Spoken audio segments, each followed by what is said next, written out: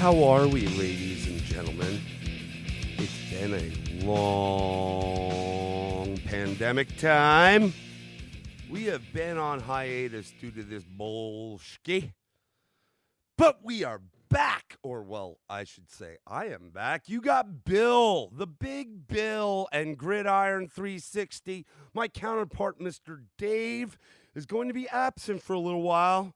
Dude got a job. Ugh, that's rough. But hopefully we'll get him back on here and we'll have some guests. But we are back. We're bad. It's football time and we are glad. So we're going to start off today, being that we had the official week 1 of college football and certainly NFL football this past week. We're going to start with a little NFL football and talk a little bit about what happened this past weekend on the gridiron. All right, so let's dive right into it, shall we? Let's skim through the National Football League and, welcome back to everybody. Thanks, everybody, for listening. We are so glad football is back in. I know we've been in rough times. There is, if you're a football fan, there's definitely a sense of maybe getting back to a little bit more normalcy now that we see our favorite sport up on the TV. So we're excited, and things are underway. All facets, college, NFL, fantasy, daily fantasy. It's good stuff. We love it. We love it. Let's talk a little bit about the Thursday night game. The defending Super Bowl champion Kansas City Chiefs. It was nice to see that they allowed a few fans in that stadium. They welcomed the Houston Texans after a huge trade in the offseason, sending DeAndre Hopkins to Arizona and David Johnson coming in to Houston from Arizona. Here's what I saw. Kansas City did their thing. I must say, I watched a lot of rookie running back Clyde Edwards-Helaire at LSU. Thought he was a great back. Was a little bit questionable as him going off the board in last year's draft at number 32, the last pick around 1 to the Chiefs, and the first running back taken. That said, it makes sense because he fits the offense. And boy, did this young man have a coming out party his first day. I was a little skeptical. If you play fantasy football, he was ranked as a potential top running back, but still, you don't know what he's going to do in the NFL. My man went 25 carries for $138 and a TD. Just looked great up and down the field. Now, I say up and down the field, and I mean between the 20s, because Mr. Helaire did seem to have a little trouble punching it in when they were in close. Again, not a bruiser-type back, more of a quick back, great with his feet, great jump cuts, can, stick his foot in the ground, accelerate, and go. But when they got in close, it became a little tougher. In fact, they did defer to Darrell Williams, the backup running back, a few times. Something he can work on as we go. Mahomes, it was actually a modest day, 24 for 32, 211, 3 TDs. If that's a modest day, then, that's a great day for some quarterbacks. But we know Mahomes is elite. So, not that it was bad. He looked fine, but just a modest day. Let's talk about the other side of the ball, the Houston Texans. I was very surprised, actually kind of happy to see David Johnson, after all these times, start to look more like the David Johnson that when he first got going in Arizona. 11 carries, 77 yards, and a TD. Deshaun Watson did everything he could, 20 for 32 for 253, a TD through the air. He did have a pick, but he also rushed the ball 6 times for 27 yards and ran a touchdown in. The running back that has been in that backfield, Duke Johnson, hurt himself in that game. So I expect moving forward until that clears up, and even when it does, David Johnson, man, Here's what I was a little disappointed in. With the loss of Nuke Hopkins, you really wanted to see someone in the receiving corps step up. We know Will Fuller. We know they brought in Kenny Stills a year or two ago. Just brought in Randall Cobb and Brandon Cooks. Everybody suspected Will Fuller to be the go-to guy. He was. 8 catches for 112 yards. But we were looking for something else, something more in the receiving game, something else for Deshaun to go to. I just didn't see it, and that worries me for the Texans moving forward.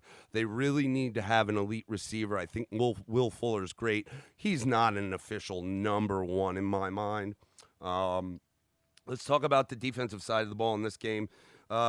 Texans, not that many people can stop the Chiefs, but doesn't look like it's getting any better on that side of the ball for them, and it's going to be a long season. I know they improved a little on the O-line or tried to help Deshaun. It still looked a little spotty, and I feel like with the defense still being a little porous, it's going to be a rough season for my man DW for life. On the defensive side of the ball for the Chiefs, still a little question mark in the secondary. However, their front on that defense is they're pretty dang gum solid, man. I mean, I don't know what else to say, but Chris Jones, Frank Clark, those two guys are men. They will anchor that defensive front. And Tyrann Mathieu, man, I tell you, the Honey Badger continues to get better. I like to see that. He's a passionate guy. It's fun to watch a kid like him. I still think that KC needs to improve that secondary. It's not going to be as easy to back it unless you make some improvements from last year's team, and one of the improvements need to be on the defense. So I need to see more from that secondary. At the end of the day, 34-20, Kansas City. It really wasn't even that close. The Texans scored some points in garbage time at the end, tried to catch up, but it just wasn't there. So hats off to the Chiefs at home. First win, first game of the season, first win, trying to, take their march towards following up that title with another opportunity. All righty, let's move on. We will move to the Sunday games and briefly touch on some of the things we saw there. So the Sunday matchups. Let's see. Let's start with Jets-Bills. The New York Jets travel up to Buffalo. I think the Bills, this is a season people are hopeful for with what's going on in New England. Changed the guard at quarterback, a lot of different pieces there. Last year, Buffalo really came on strong. They fought with New England, both games they played. And this year, this is a chance for Buffalo to step up. I think Sean McDermott's a good coach.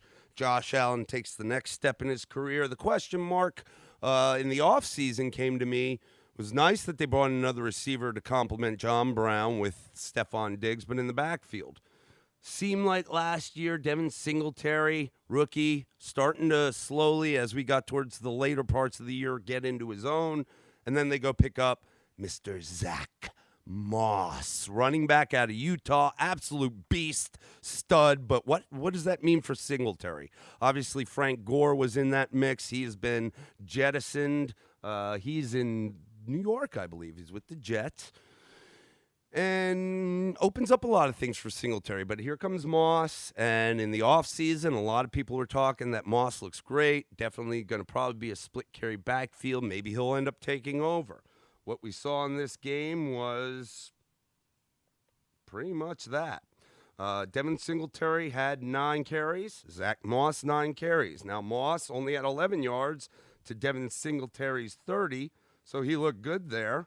I will say that they each had some receptions, both fairly decent. Moss got in the end zone, though, where Devin Singletary didn't, and that was on a pass play, so that's good to see. Stephon Diggs brought in 8 for 86. Of course, John Brown doing his thing. Still seems to be a favorite target, even though Stephon Diggs is there. Less receptions, 6 receptions for 70 yards. Did see the end zone, though. He looked great out there. Let's talk about quarterback Josh Allen. he took another step forward, man. 33 for 46, 312 yards, 2 TDs. He also rushed for 57 yards on 14 carries and another TD. You know, I expected good things out of him last year. I saw it. I expected, I obviously expect him to get a little bit better as the years progress. Didn't know if his game would continue to grow like it did in this first game, so I hope it continues. I like Josh Allen. Seems like works really well with that offense and that coach. And, Buffalo, if they're going to have a shot, it's going to be under his wing. So we will see. Buffalo wins this game 27-17, and it was actually, I didn't expect it to be that close. Le'Veon Bell doesn't do anything. In fact, he goes out of the game. Sam Darnold, 21-35, 215, 1 TD, 1 pick. It just didn't look great once again. And that, we might talk later about that draft class of quarterbacks. Darnold, I think that was the same class as Rosen and Baker Mayfield. We're not looking good, guys. Not looking good. There are several of them out there. The Jared Goffs, the Carson Wentzes. We said it last season. I still don't know that this is the way of the walk. I don't know about these guys. We will see, and we'll talk more about that later. Nonetheless, Buffalo pulls out the win, 27-17. It's a divisional game. Good for them. And let's move on. We'll move on to another divisional game between the Green Bay Packers, Minnesota Vikings. As we saw, if you paid attention in the draft, Green Bay doesn't get a weapon for Aaron Rodgers. In fact, in the first round, they take Jordan Love, supposedly a phenom cornerback out of Utah State. I felt like he regressed his last season with more picks. He owned up to them, said he forced a lot of balls. There is potential talent there, but why are you drafting him to replace Aaron Rodgers right now? I think pissed Aaron Rodgers off a lot, so much that he went 32 of 44, 364 with 4 touchdowns. In fuego. Aaron Jones in the backfield. They bring in A.J. Dillon in the draft, but Aaron Jones still led the way. And obviously the favorite target, Mr. Devontae Adams, 14 receptions, 156 yards, 2 TDs. My man went crazy, but I'll be honest, Rodgers looked in form, spreading the ball around, doing his thing. It was a 43-34 victory over the Vikings. It was in Minnesota. Great win, great divisional win. Let's talk about the other side of the ball with the Vikings. First of all, on the defensive side, they lost a lot. I know that's a good defense, and they still got some players. It definitely is evident that, it's not the Vikings' defense of the 2, 3, even last year. So we'll see what happens there. But Aaron Rodgers did seem to have his way with him. Kirk Cousins, on the other hand, 19 and 25, 259, 2 touchdowns, a pick.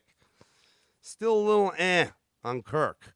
Since he's signed that big deal with Minnesota, we haven't really seen those, not that it was consistent, but he would flash some games in Washington that you were like, wow, this guy's pretty darn good. And I just haven't seen it since he signed that contract with Minnesota. On the other hand, Dalvin Cook, not a bad day. 12 rushes, 50 yards, 2 TDs. He looked good. Alexander Madison is back up in his sophomore campaign, went 6 carries for 50 yards. No TDs, but looking good. Now, you don't want Madison to eat too much into Cook because he's the guy, but it's a nice little combination. Adam Thielen, obviously stepping up with Stephon Diggs gone. He also has had a rough year or two the past year or two and got back to form. 6 receptions, 110 yards, 2 TDs. So good for those guys. On the defensive side of the ball, well, it was 43-34. So not much stopping going on. We already said that the Minnesota defense isn't what they used to be. However, Green Bay's defense last year thought was tremendously improved. High expectations going into this year. Not a bad game, but still let 34 points on the board. And in the NFL, that's a lot of points in my mind. I don't care what type of NFL that is running nowadays. 34 points is a lot. So some work to be done there. Again, Green Bay pulls it out. with its first victory of the year, and it's a divisional win, 43-34 over the Minnesota Vikings. Moving on. Another divisional game we saw. The Philadelphia Eagles, the Eagles, they traveled to the nation's capital to play the Washington Redskins. Oh, I'm sorry, the Washington football team. I don't know about all that. I can tell you, on a side note, Dan Snyder, and I'm a Giants fan, so I'm not a big fan of my divisional rivals. But Dan Snyder, buddy, you are the guy that never could make it in football, and so you decided to use your money to flex your muscles in this game, but you have no idea what you're doing, sir. I'm sorry. You don't know what you're doing. I'm not saying that the Redskins are historically a great team or a powerhouse, but the football team in Washington has done nothing since Dan Snyder's been the owner of that team. It's not fantasy football, Dan. You could do that in your free time. This is the real deal. You need to make better decisions. Now, obviously, Darius Geis probably never play football again. Stupid move on his part, especially since he never flashed anything that would make another team in the NFL desire to bring him in as a running back. Career's probably over, man. I will say, rookie from Memphis, Antonio Gibson, that kid's a stud, and it looks like they're trying to work him in. But going into this game, clearly, Carson Wentz and the Eagles, despite being a little roughed up on their own line, their defensive secondary, their wide receiving core, they did bring in Jalen Reagor, somebody they expected a lot out of, Kansas State. This was a game that the Eagles, for all intents and purposes, should have won. There's no reason that Dwayne Haskins and this here I go. This is going to be a tough one for me, folks, that this Washington football team should have taken the victory. But guess what? They were down big time in this game, storm back, win the game by putting, 20 points on the second half where Philly had 0. Win the game 27-17. Carson Wentz, I question you, man. 24 of 42, that's not great. 270 yards, 2 TDs, 2 picks. Now, Miles Sanders, big expectation for this running back this year. Oh, but he's hurt already. Oh, Boston Scott, a guy they expect to come in and do great. Didn't do bad, 9 for 35. That's just under 4 yards a carry, but it wasn't anything that's going to get it done moving forward. Dallas Goedert.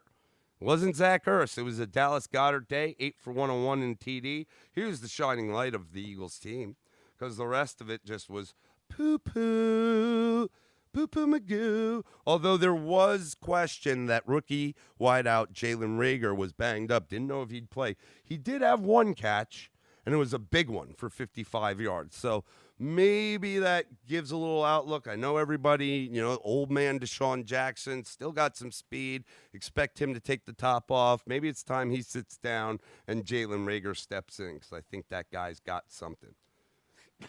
Excuse me. Let's hit the Redskins. Mr. Haskins, not a great day. I mean, 17 of 31, $178, 1 TD, but he did spread the ball around a good bit. He did his job in making sure that different playmakers, Terry McLaurin, Steven Sims, Logan Thomas, Dontrell Inman, Antonio Gibson, J.D. McKissick, and those are all guys that caught the ball. In the backfield, Antonio Gibson got some time. But Peyton Barber, brought in from Tampa Bay, all of a sudden seems to be getting the lead amount of carries. Why? I don't know. He was only 29 yards and 17 carries, which sucks. He did score 2 TDs, though. So, goal line back? Maybe. At the end of the day, Washington pulls off, I guess we can call it an upset. I know it's only the first game, but 27-17. And right now, they're leading the NFC East as Dallas fell and my New York Giants fell last night. Unbelievable. Can you say another year of the NFC East, typically one of the strongest stoutest defensive-minded divisions in NFL football. Just dumpster fire. I don't like to see that. Moving on. Browns-Ravens. Everything we expected to happen, I think, happened. Baker Mayfield, man, at least he's got the commercials. I do find he does a good job and is humorous in the commercials because, you know, it's not that I'm a Baker Mayfield fan, but, you know, the guy, walk on in college, made a name for himself, won a Heisman. Understand something, folks. Multiple quarterbacks have won the Heisman in years back to back, including him and his cohort that came after him, Kyler Murray. That system Lincoln Riley runs in Oklahoma, these dudes are wide open. Yes, Big 12 defense is lacking. Guys are wide open, okay? Not that says that they're a bad player, but you need to take that with a grain of salt, evaluating these quarterbacks before you go drop in not just a first round, but a number 1 overall pick on him. Because now that he's not in a system or against easy defenses like the Big 12 and he's in, big boy football, it's not working out. 21 to 39 for 189, a pick and a TD is not going to get it done. I'm still pissed off because I own Nick Chubb in 3 of 3 fantasy football leagues. I owned a lot of them last year. I know Kareem Hunt's there. I know they just extended him on a nice contract. I don't know why. Let's be honest, folks. Kareem Hunt, great running back. But Nick Chubb, pure running backs in this NFL, could be one of the best. But they never run him. 10 carries, 60 yards, 6 yards a clip. Pretty damn good. That's it. Kareem Hunt got more carries, 13 for 72. That's great, too. Still not as good yards per carry as Chubb. Didn't really do much using him in the passing game. David Njoku caught a touchdown after they bring Austin Hooper in it for tight end. Austin Njoku decides to play ball. But guess what? I guess he got hurt because now it looks like he's on the IR. I'm just boggled. Okay? Now, I know you're playing this great Baltimore team. Final score, Baltimore 38, Cleveland 6. Then you're playing this great Baltimore team. But Cleveland has spent draft pick after draft pick on their defense. They've got Myles Garrett. They've got secondary. They got other guys in the front. I mean, what is the deal that you're going to let up 38 points? I know it's Baltimore, but it's 38 points. I thought this defense was better than that. Every year for the past 2 years now going on 3. This is Cleveland's year. I don't know what's wrong there, but it ain't good. And I could tell you as a Giants fan, it's going to get worse with my man OBJ. His career is going down the toilet. I have no answers. You got a new coach, new regime. You'd think maybe you'd, at least even if you lost against a good team, you'd have a good showing. Yeah, no. They went into Baltimore and got their butts whipped. Lamar was only 20 of 25 for 275, but did have 3 TDs. Okay, but Lamar does what Lamar does, rushing the ball 7 times for 45 yards, 6.4 a clip. Again, this team is all about running the ball and using tight ends. I will say, Marquise Brown, 101 yards on 5 receptions. That's nice. Old man Willie Snead, 4 for 64 and a TD. Good to see him get in the mix. Couple more guys I would like to see get in the mix, but my worry is the receivers for Baltimore and not a tight end or running back. Young rookie Devin Duvernay out of Texas. He only had 1 reception for 12 yards, but I like him. Keep an eye out for number 13. And then Miles Boykin. I believe this is his second year, number 80. This guy's got tons of talent.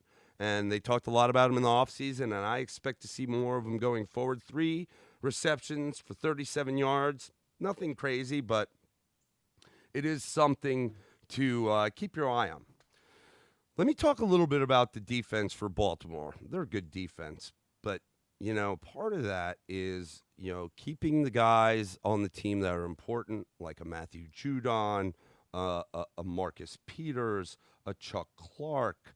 Then you go out and you do something like get a kid out of the national champion LSU Tigers, and we know Baltimore linebackers. I mean, Ray Lewis, Terrell Suggs, the list goes on. Linebacker is a position. So they go get Patrick Queen. Guy was 4 tackles, 4 assists, 1 sack, first game. I mean, he fit right in. Expect Patrick Queen to be the next big Baltimore Raven linebacker. It's good. It looks good. So, final score again, 38-6. The Browns. You smell something? That's a gravedigger. It ain't good. Let's bounce over to the Colts Jaguars. Phillip Rivers comes in to the Colts. They bring in Jonathan Taylor, rookie running back sensation out of Wisconsin. Phenomenal college career. They have Marlon Mack there. I guess he got 4 carries for 26 yards. Didn't do much. Then apparently he got hurt. Okay. Taylor went 9 for 22. Not great. But Nyheim Hines? 7 for 28 and a TD. Oh, but he also caught the ball 8 times for 45 and a TD. I mean, Nyheim Hines? I know a lot of people in fantasy, that would have been not their first thought. If it wasn't going to be Jonathan Taylor, you'd expect Marlon Mack. But keep an eye out for Hines moving forward. So let's talk about Phil Rivers. Phil Rivers, 36 of 46. Not too bad. 363 yards. That's a boatload. Got a TD. Oh, but there's 2 picks. Look, everybody thought the Jaguars were tanking for my man Trevor Lawrence out of Clemson for the first-round pick. Gardner, the Fu Man Minshew, has a day. Leads his team to victory. He only had 173 yards. But in that 173 yards, he had 20 attempts, and 19 of those attempts were completions. That's pretty good, efficient. And 3 touchdowns. Pretty efficient. Now, the backfield has been banged up. Leonard Fournette being jettisoned to Tampa Bay. There was talk about a Zigbo. There's talk about Raquel Armstead. There's talk about this guy. The guy that ended up toting the rock was a rookie running back, James Robinson, 16 for 62, no touchdowns, nothing great, but enough to make Indianapolis, which had a pretty stout, especially on the run D last year, respect that run game so they could open it up. Let's talk a little bit about some of the receiving card. DJ Chark did score 3 receptions for 25 yards. Keelan Cole comes into play with 5 receptions, 47 yards, and a TD. Rookie out of Colorado. Talked a lot about him in our college casts. Laviska Shenault. 3 for 37 in TD, but he looked good. So look for Shenault to get involved a lot more this year. At the end of the day, the Jacksonville Jaguars pull off what is looked at as an upset. Maybe they're not tanking for Trevor. 27-20, Jacksonville. All right, I'm going to run through a few more games, and then I'll probably cut this up. But I got the Seahawks coming to the Falcons. Seahawks win 38-25.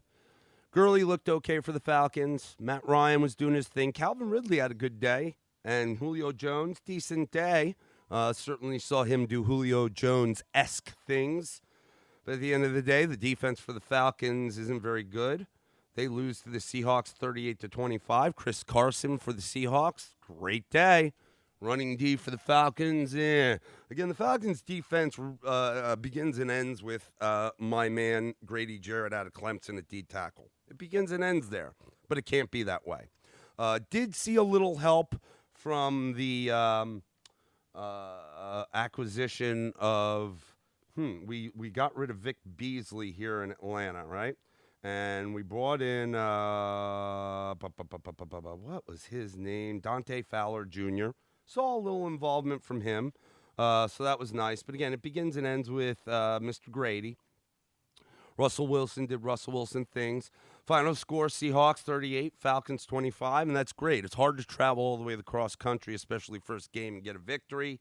Nice to have the Falcons on your schedule for the first game to do that. However, 25 points the Falcons put on the board, so there is question marks. This is not that Seattle D of old. There's question marks over there.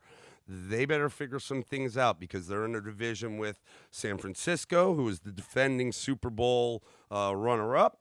They're in a division with the Los Angeles Rams, which, I don't know what's going to happen. They got a victory, but I don't know with them. And I will say, Arizona, watch out. This is a year they could surge, so the Seahawks better get it on. Next game, Patriots, Dolphins, Foxborough, debut, Cam Newton. Phenomenal for Cam Newton. Did only go 15-19 for 155 through the air, efficient, but 15 for 75 on the ground, 2 touchdowns. They still have question marks at running back. Sonny Michel, Rex Burkhead, James White, JJ. I mean, who is it? Julian Edelman did his thing, 5 for 57, no TDs. Did have an end around for about 23 yards. Dolphins just, you're hoping for more. They were able to hold these guys to 21 on the defensive side of the ball. Obviously, Tua's not rolling yet, even though they say he's healthy, and I expect to see him. Fitzpatrick, no touchdowns, 3 interceptions. That's all you need to know. He wasn't getting it done. I love Fitzmagic, and he'll have some games here and there, but maybe sooner rather than later we need to move to the Tua era. 21-11, Patriots. Starting back off right where they left off, and hats off to Bill Belichick and the crew. Next game, Chargers travel to Cincinnati. Joe Burrow, greatest college quarterback season, won the Heisman, won the national title. Actually looked pretty good for the Bengals. 23 of 36 for $193. No TDs. Did have a pick. Joe Mixon, did okay. A.J. Green got back in the fold. Tyler Boyd really didn't do much. At the end of the day, close game. I expected the Chargers maybe to do a little bit better than this and win this game by more than just 3. They did win 16-13, and it did come down to the wire. Keep in mind, Tyrod Taylor, not a first-round quarterback, Justin Herbert out of Oregon. Taylor started the game. It wasn't great. 16-30 for 208. No TDs, no picks, but he ran the ball 6 times, only for 7 yards. That's what he does.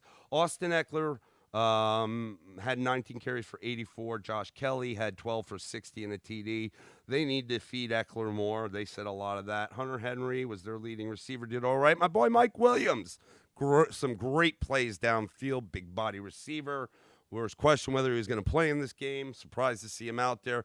He's a big guy, and he is a big target, so he took some mad hits. I hate to see that, but that's the way it is, and he needs to stay healthy this year. Again, final score, Chargers 16, Bengals 13. I think this is a testament to, the Chargers. I thought, they lost Derwin James again on the defensive side of the ball for the whole season. Was expecting a little more. I don't know. And even though the Bengals lost, I will say it actually looked a little bit better than last year on both sides of the ball. So they might have something there. So that is the early games. I'm going to slice and dice, and I'm going to rip out the late Sunday afternoon and evening, and the 2 Monday night games. We will talk soon on the gridiron. Peace.